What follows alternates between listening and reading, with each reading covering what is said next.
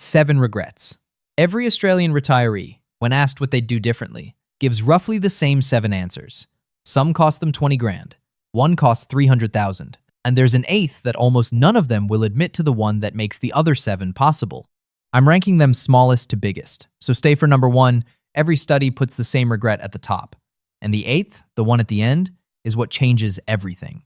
If you're between 50 and 60 right now, half of these are still fully fixable.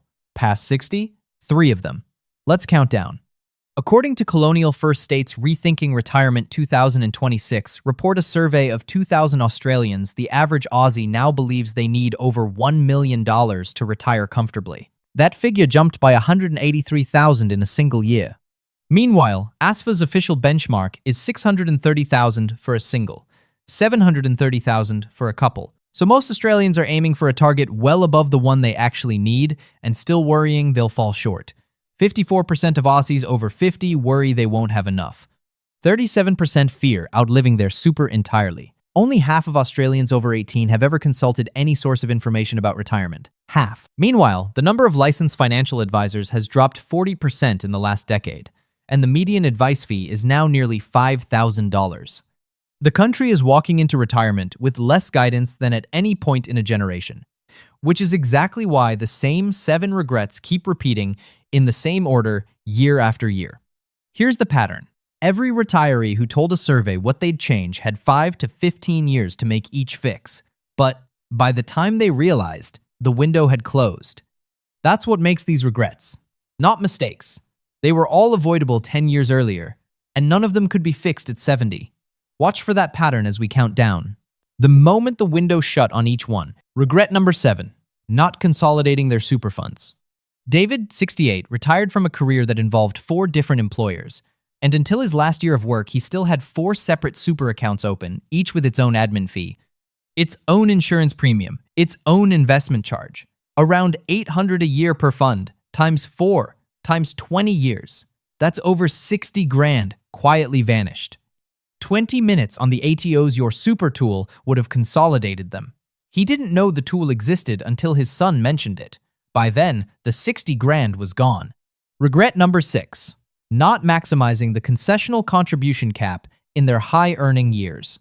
Peter, 70, earned 150 grand a year through most of his 50s as a senior engineer. He knew salary sacrifice existed, he just never got around to setting it up. Over 10 years, he left roughly $20,000 a year of concessional headroom on the table. Compounded to age 67, that's around $340,000 he could have retired with, and didn't. His actual regret, quote to the researchers, "I thought I had more time." Regret number 5, being too conservative in the first years of retirement. Susan, 72, hit the market volatility of 2020 with everything in growth assets, then panicked and moved to cash. She stayed in cash for 4 years. When she finally re-entered in 2024, the ASX had recovered 80% from its low. Her portfolio missed the entire recovery. That single decision, she now estimates, cost her about $280,000 across her retirement. The regret isn't the volatility that was normal. The regret is confusing safety with cash. Regret number 4, not planning for aged care. Helen and Frank, both 75, thought they had another decade before it mattered. Then Frank was diagnosed with dementia at 72. The refundable accommodation deposit at a good care facility ran $380,000. They didn't have it liquid. Selling the family home under pressure lost them about 80 grand versus a planned sale. The regret is universal. Nobody plans for aged care until it's already happening. And by then, the choices are worse and the fees are higher. Regret number 3, being too generous with adult children. Margaret, 74, gave $150,000 across 2 house deposits for her 2 kids in her late 60s. She had, she thought, more than enough. By 73, unexpected medical costs and inflation meant she was drawing down her remaining super faster than she'd planned. She now describes the gift as the right thing, done at the wrong time. Financial planners have a term for this. It's called the sequence of generosity error. Help arrives when the parents can afford it least, because they don't realize how little runway they actually had. Regret number 2, not seeking financial advice earlier. Robert, 76, made every retirement decision on his own, from the fund choice, to the drawdown rate, to the tax strategy. ASFA's research shows a difference of just 0.25% in annual return, sustained across a career, is worth around $40,000 extra at retirement for a 30-year-old. Sustained across Robert's 40-plus working years, the return gap between his self-managed choices and professionally advised ones was in the six figures. He didn't see an advisor until 73, 3 years too late for any of it to change his position. And regret number one.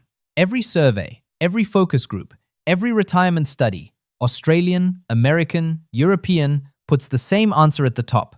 Not enjoying life while still able to, not because they didn't have money, because they had the money and kept saving anyway. The Australian Institute of Health and Welfare tracks something called disability-free life expectancy. At 65, the average Australian has around 14 years of good health left, and another 6 or 7 after that with significant limitations. Retirees who saved aggressively past 65 almost universally say the same thing. Looking back the years, they were healthy enough to travel, to hike, to play with grandchildren without pain. With the years they held on to the money. When they finally spent it, the body had already started saying no. And that regret is completely unfixable. The one on this list you cannot undo. So that's the 7. But here's the promise from the start of the video. There's an 8th. And it's not just another regret to add to the list. It's the one that made the other 7 inevitable, and it's what almost none of them will say out loud, because saying it would mean blaming themselves for the other 7. The 8th regret is the one that made all 7 possible. Between the ages of 50 and 60, most Australians quietly disengaged from their financial future. Colonial First State's own research this year found that only 48% of Aussies under 50 even think of their super as an investment. Half of Australians over 18 have consulted no source of retirement information at all. This is the quiet decade, the years where the annual super statement gets glanced at and filed, where the plan is, I'll figure it out closer to the time, where the compulsory contributions do their thing quietly and the person doing the earning turns their attention to everything else. Every one of the 7 regrets on this list is a decision that could have been made or avoided during those 10 years, and by the time they retire, none of them can be undone. Here's what to actually do if you're anywhere between 40 and 60 right now. At 40, run the ASFA calculator on your current trajectory. See the projected number. If it's under 630 grand for a single or 730 for a couple, adjust something today, the concessional cap, the fund choice, the salary sacrifice, because you still have 25 years for compound to work. At 50, sit down with a partner or a trusted family member and describe out loud what a good retirement actually looks like for you. Not a number, a life. Then, at 55, check the fund you're in against the ATO your super tool, consolidate anything scattered, and get a 1-hour paid consultation with a financial advisor. The median cost of $5,000 is a lot, but a single review saves 10 times that in decisions. At 60, review the drawdown strategy and the aged care runway. That's it. 4 checkpoints over 20 years. Combined defense against every regret on this list. The pattern is not that Australian retirees make bad decisions. It's that they make no decisions. Every regret on this list is a silence that lasted too long. And the 8th is the silence that makes the other 7 possible. The one thing every retiree in every study told the researchers in some form or another was, I wish I had paid attention sooner. The 7 regrets in order: super consolidation, concessional cap, being too conservative, aged care, generosity to kids, no advisor, and not enjoying life while healthy. And the 8th, the 10 years of disengagement in your 50s. That's the one you're inside right now if you're between 50 and 60. The window is still open. It closes gradually. By 65, it's shut. Give this video a like if it's useful. Subscribe for weekly Aussie money breakdowns. And if you know someone in their 50s who could use 20 minutes of thinking about this, send it. See you next one.